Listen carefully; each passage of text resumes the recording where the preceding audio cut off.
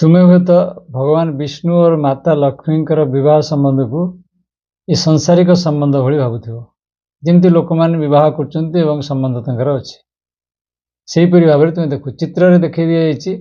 जे भगवान विष्णु जोग निद्रा शोइछन्ति एवं माँ तंकर पाद पाखरे बसिछन्ति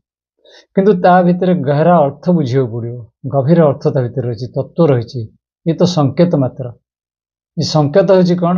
ना तुम्हें जो निज सहित ठीक भाव आसोसिएटेड अच्छ आलाइंड अच्छ अर्थात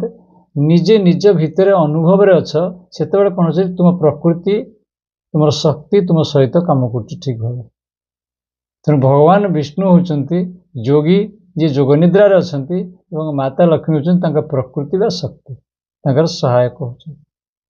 तेणु आम प्रकृति केतेबेले आमर सहायक हम आम शक्ति केतेबेले आमर सहायक हम जेतेबेले आमे निजे शिव रूप में पहुँचवा अर्थात निजे आमे चेतनारे रहिबा आमे चेतनारे रहिले आमे जदि जाग्रत रहिबा चेतनारे तेबे आमर शक्ति व प्रकृति आम लागि कार्य करिवो ये होउची तार संकेत।